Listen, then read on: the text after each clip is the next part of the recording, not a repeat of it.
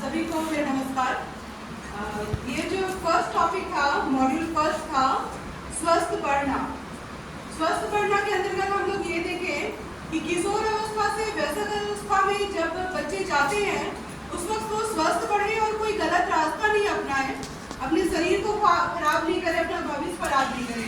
इसके लिए हम उनको क्या क्या समझाते हैं।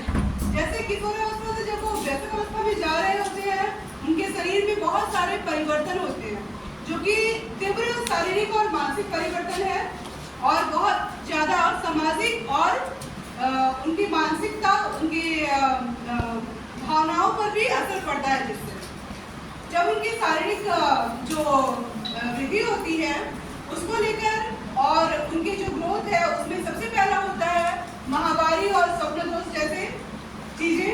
जब माहवारी और स्वप्नदोष जैसी चीज़ें होती हैं तो उस दौरान में हमें बच्चों को किस तरह से समझाना है कि वो स्वस्थ रहे, साफ सुथरे रखें खुद को और अच्छी सोच के साथ में आगे बढ़े। इसलिए हम मदद करते हैं बच्चों को समझाने में। और सबसे मुख्य पॉइंट इस टॉपिक का था कौन सा सौंदर्य मायने रखता है। क्योंकि पूरा जो टॉपिक था इसमें बच्चे अपने साज सवार अपने आप को ज़्यादा मजबूत दिखाने की बहुत कोशिश करते हैं, जबकि इसका सबसे मेन टॉपिक यही है कि कौन सा सौंदर्य जो है मायने रखता है और वो है अपना चरित्र का सौंदर्य। धन्यवाद।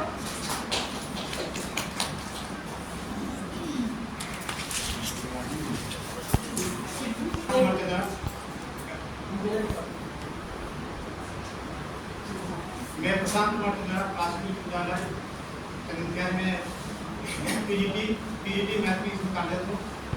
सभी को जोहार। मुझे जो मॉड्यूल मिला है भावनात्मक कल्याण एवं मानसिक स्वास्थ्य के बारे में, इसका मैन उद्देश्य है मानसिक स्वास्थ्य कौशल के बारे में जागरूकता बढ़ाना और तनावपूर्ण स्थितियों का सामना करने के लिए स्वयं और अपने साथियों की व्यक्तिगत ताकत और कौशल की पहचान करना। साथ ही इसका गतिविधि में बताया गया है कि चुनौतीपूर्ण भावनाओं का प्रबंधन, स्वास्थ्य की कमजोरी नहीं होना चाहिए, अपने से कुछ मुख्य बातें से बात रखना चाहिए और आपका मानसिक स्वास्थ्य को अपने आप में समझना चाहिए कि मानसिक स्वास्थ्य क्या है और साथ में सचेतन, सावधान, अस्तित्व और सावधान आपका जीवन होना चाहिए।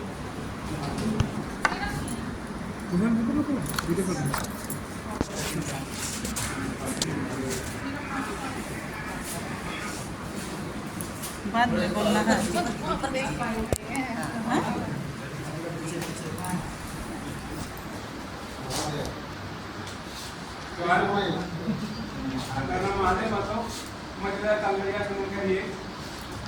और मैंने आज स्टडी में पारस्परिक संबंध के संबंध में जो समझा उसके बारे में मैं बोलूँगा।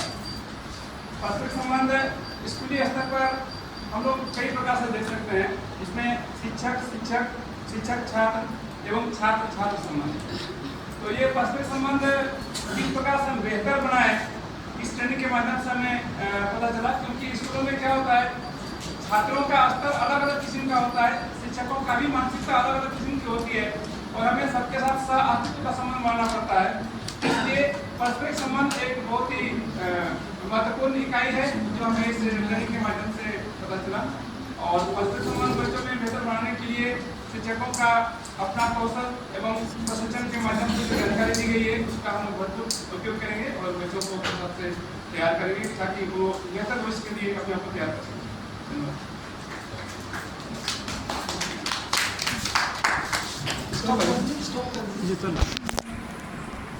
मैं सरवीना कुमारी मिडिल स्कूल तरकड़िया से आप सभी को जोहार।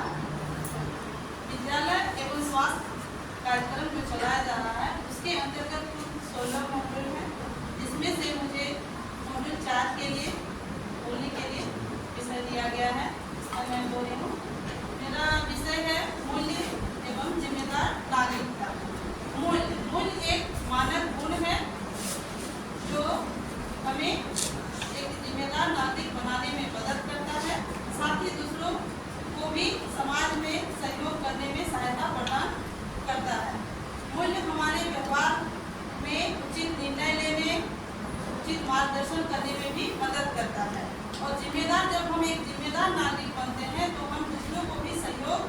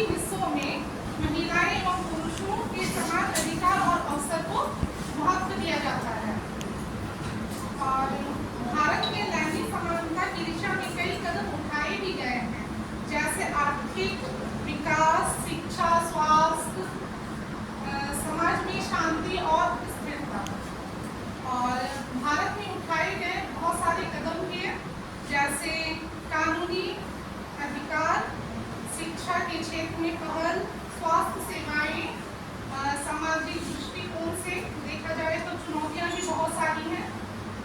आर्थिक असमानता, शिक्षा में भेदभाव और समाधान है इसके जागरूकता बढ़ाना, जैसे बेटी बचाओ बेटी पढ़ाओ। शिक्षा में सुधार, आर्थिक अवसरों पर मौका देना महिलाओं को और पुरुषों में समानता जो आते हैं, जो महिलाओं को नौकरी में आगे बढ़ाते हैं। और लैंगिक समानता के लिए सामूहिक प्रयास की आवश्यकता होती है, जिससे सरकार, समाज और व्यक्तिगत स्तर पर भागीदारी जरूरी है। केवल तभी हम एक समावेशी और प्रगतिशील समाज का निर्माण कर सकते हैं। धन्यवाद। आज इस विद्यालय स्वास्थ्य कल्याण कार्यक्रम के अंतर्गत आज हम 4 दिवसीय प्रशिक्षण में यहाँ उपस्थित हैं और आज अंतिम दिन हमें कुछ मॉड्यूल पर चर्चा करने के लिए आमंत्रित किया गया है। आज मेरे लिए जो मॉड्यूल निर्धारित है वो है पोषण, स्वास्थ्य और स्वच्छता। हम जिस उम्र के बच्चों के लिए ये प्रोग्राम चला रहे हैं, जिसमें किशोरावस्था के बच्चे, इस अवस्था में बच्चों को अच्छी भोजन, संतुलित भोजन की आवश्यकता होती है और इस समय बच्चों का विकास बहुत तीव्र गति से होता है। उनकी मांसपेशियां विकसित होती हैं और हमें चाहिए कि हम अपने बच्चों को ये बताएं कि हमें इस अवस्था में कैसे भोजन लेना चाहिए। हमारे भोजन में पोषक तत्व वाले भोजन की मात्रा ज़्यादा होनी चाहिए और डिब्बाबंद भोजन होता है, जो फास्ट फूड जिसे कहते हैं, जो बहुत जल्दी हम बन के तैयार तो हो जाता है, लेकिन उसका प्रभाव दूरगामी होता है, हानिकारक होता है और बच्चों को इन चीज़ों की लालसा ज़्यादा जल्दी होती है, लेकिन वो लोग समझते नहीं है कि उसका क्या हानि होने वाला है। हम लोग भी झट से बना के दे देते हैं और उसका ख्याल नहीं रखते, जिसके बच्चे आदी होते जाते हैं। लेकिन हमारे भोजन में बच्चों को हमारे भी भोजन में उन खाद्य पदार्थों का होना ज़्यादा है, जैसे कि सर ने फूड पिरामिड का एक जिक्र किया था, जिसमें ज़्यादा ऊर्जा देने वाले जो खाद्य पदार्थ हैं, जिसका चौड़ाकरण इसमें हम लोग को ज़्यादा मात्रा में लेना है। उसके बाद वसा वाले जो शुगर और वसा से संबंधित खाद्य पदार्थ है, उसकी मात्रा ऊपर में जाके है, जो कम लेनी है।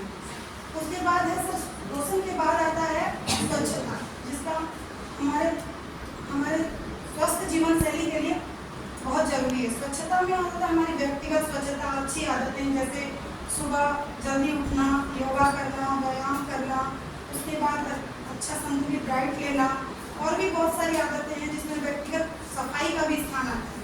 हम अपने शारीरिक अंगों के अच्छे से साफ सफाई करें, जिसमें छोटी छोटी आदतें होती है, नाक में उंगली डालना, कान में उंगली डालना, शौच के बाद और अच्छे से हाथ को धोना। हाथ धोने के लिए भी बहुत अच्छे तरह से हम लोग को सर ने बताया, वो बच्चों को सिखाना है।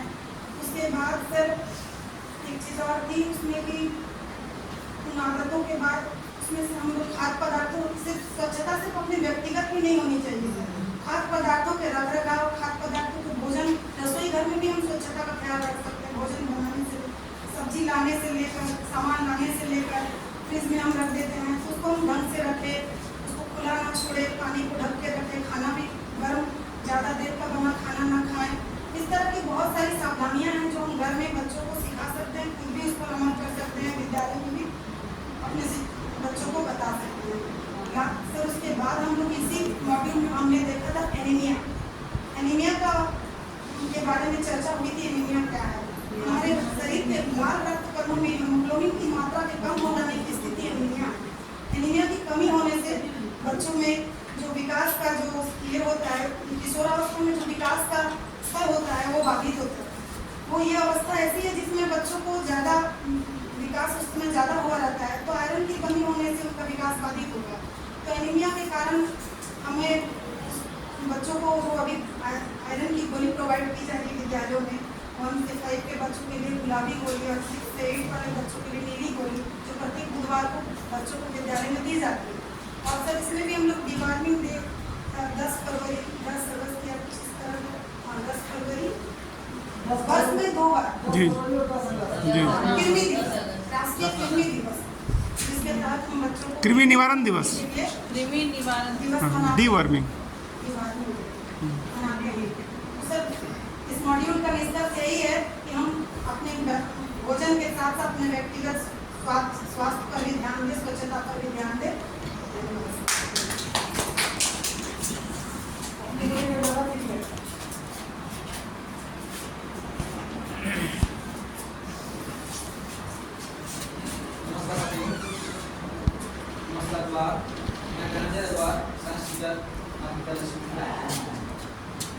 मुझे मादक द्रव्यों या सेवन की रोकथाम एवं उसके प्रबंधन के बारे में सर्वप्रथम मुझे ये पता होना चाहिए हमारे विद्यालय में प्राय वैसे बच्चे आते हैं जिनके माता पिता या तो कृषक होते हैं या मजदूर, और प्राय ऐसे व्यक्ति रात को मादक द्रव्य सेवन करते हैं और बच्चे देख कर सीखते हैं।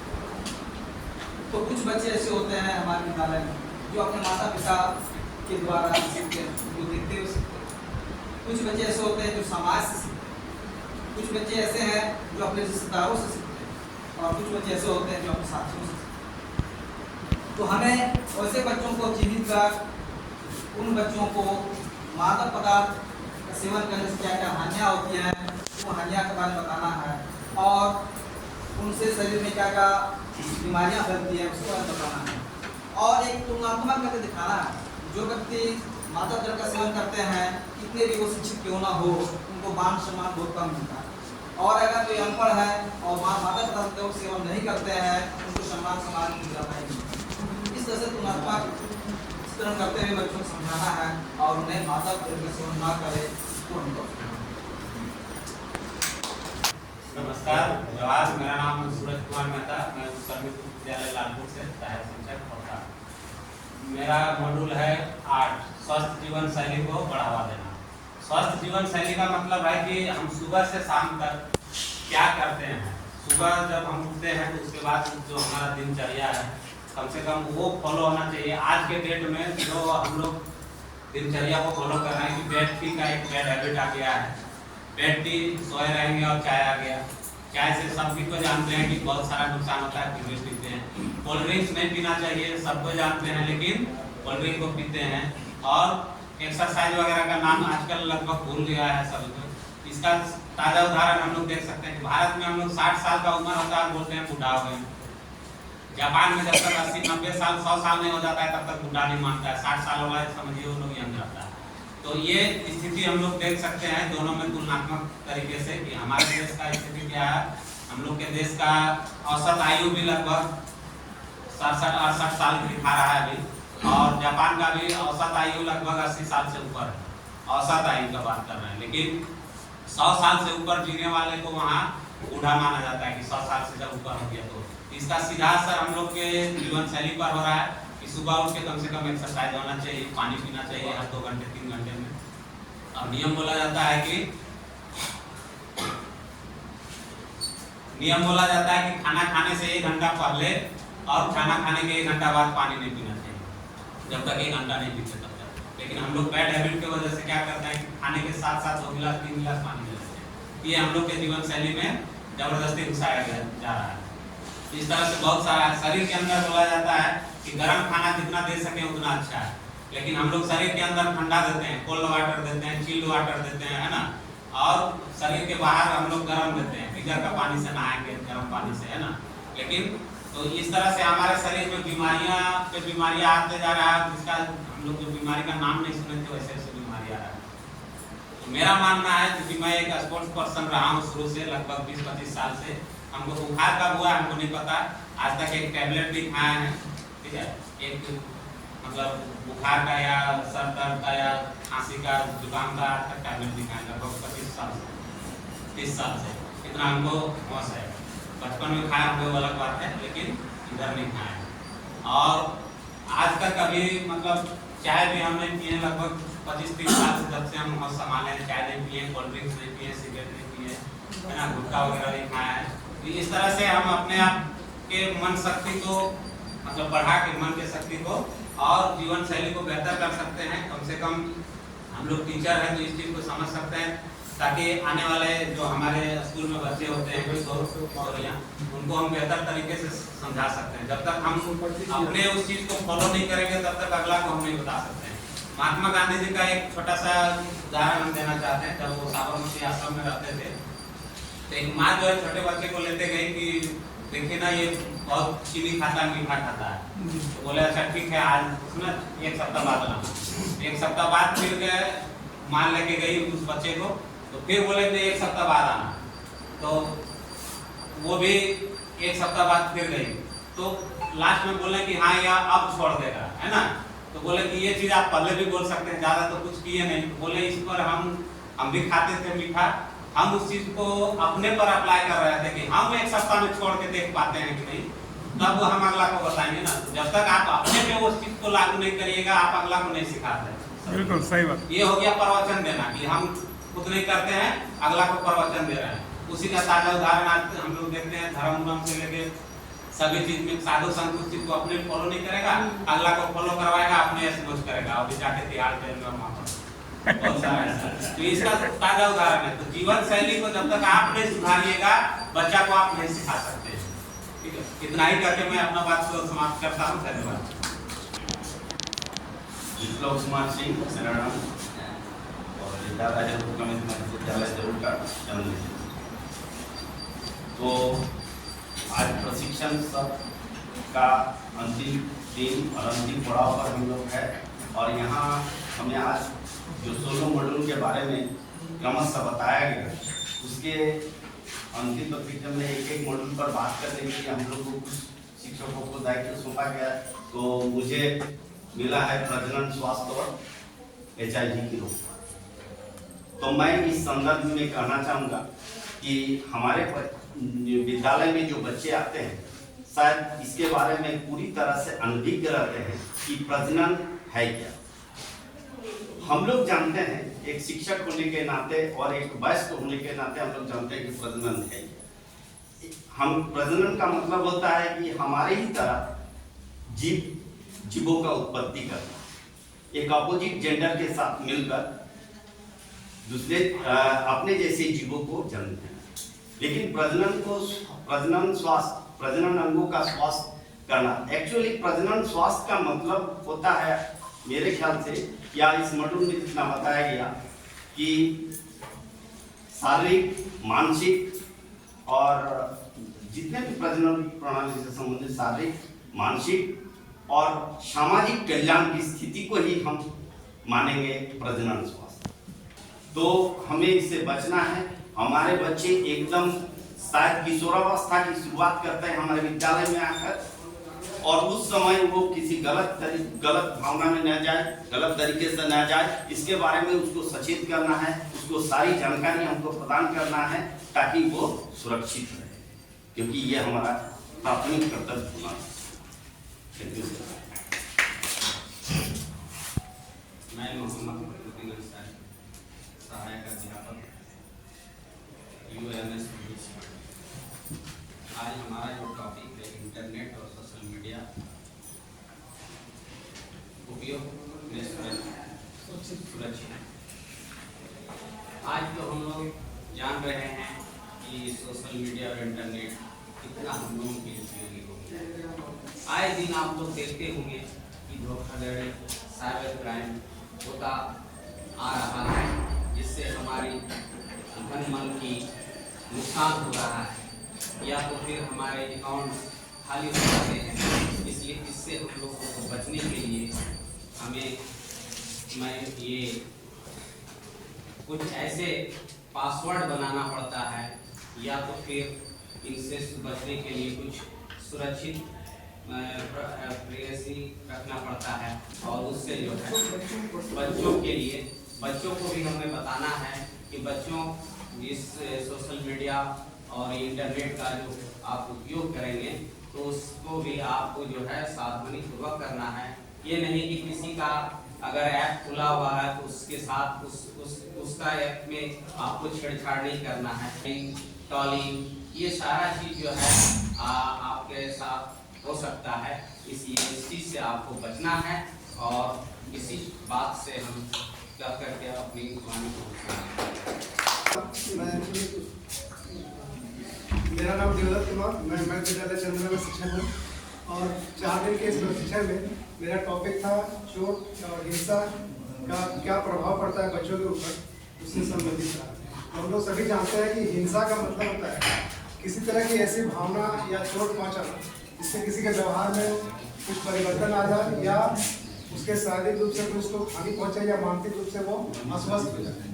तो हम लोग चूंकि शिक्षक जुड़े हुए, छात्रों से जुड़े हुए हैं, तो अक्सर विद्यालय में हिंसा का बहुत सा रूप देखने को मिलता है हम लोग। तो 3 तरह के हिंसा के रूप हम लोग पहले देखते हैं। एक भावनात्मक हिंसा का रूप होता है, एक होता है शारीरिक हिंसा, और एक होता है यौन उत्पीड़न से संबंधित, जो खासकर बच्चों और बच्चियों के बीच में एक दूसरे को चिढ़ाना, एक दूसरे को प्रताड़ित करना या बुरी नजर से देखना। तो मेरे ख्याल से ये जो हम लोग 4 दिन का ये सत्र चला, मेरा जो पाठ था, उसमें हम लोग ने मैंने ये निष्कर्ष निकाला कि ये हिंसा उत्पन्न होने के बहुत सारे कारण होते हैं। और हिंसा उत्पन्न होने का कारण होता है वो बच्चा किस माहौल से आ रहा है मेरे पास, उसके घर की स्थिति क्या है, उसकी मानसिक स्थिति क्या है, हम उसके साथ किस तरह का व्यवहार करते हैं। बहुत सा ऐसा व्यवहार होता है शिक्षक का छात्रों के प्रति कि हम लोग छात्रों को उनको दूसरे छात्रों के सामने डांट देते हैं या कोई ऐसा कथन कर देते हैं कि उसको बुरा लगता है। तो वो देखता है, हम लोग देखते हैं क्या कि वो बच्चा कुछ निगेटिव टाइप का बिहेवियर कर लेता है, या तो अन्य बच्चों के साथ या टीचर के साथ। मेरे साथ एक घटना घटी थी। एक कक्षा में एक बच्चा था, वो काफ़ी बदमाशी करता था वो। तो मैंने उसको 2-3 दिन 4 दिन देखा और एक दिन उससे रहा नहीं गया। तो मैंने पूरे क्लास में उसको डांट दिया। तो डांटा तो वो बच्चा इतना एग्रेसिव हो गया, वो उसके मुंह से गाली निकल गया, माँ का गाली मेरे प्रति। तो मैंने समझ गया कि मैंने बहुत बड़ी गलती कर दी। तुरंत मैंने बच्चे को बैठाया, वहीं पर शांत कराया। उसके बाद ठीक क्लास, बाकी मैंने क्लास लिया वहाँ पर। उसका उसको बाहर मैंने बुलाया बच्चे को और शाम तक तो उसको पूछा कि तुम इतने एग्रेसिव हो गए, किसको गाली दिए थे? ना सर, मेरे मुँह से निकल गया ये गाली, तो हम आपको दिए थे। हम क्यों दिए थे हमको गाली? ना आप हम बदमाशी करते हैं, तो बदमाशी तो करते हैं तो बार बार हमको क्यों डांटते हैं क्लास के अंदर? तो मुझे ये गलती महसूस हुई कि बार बार बच्चों को अगर हम किसी के सामने डांटते हैं तो वो अपने आप को ज़्यादा वो उपेक्षित महसूस करता है, और उसकी वो उपेक्षा जो है वो कभी न कभी बाहर आती है, ये सामने वाले के सामने वो प्रदर्शित करता है अपनी भावना को। तो ये एक हिंसा का रूप होता है। तो हिंसा से बचने के लिए हम लोग क्या उपाय कर सकते हैं? तो मैं अपना जैसा मंतव्य जानता हूँ, एक शब्द आया था इस ट्रेनिंग के बीच में, बोला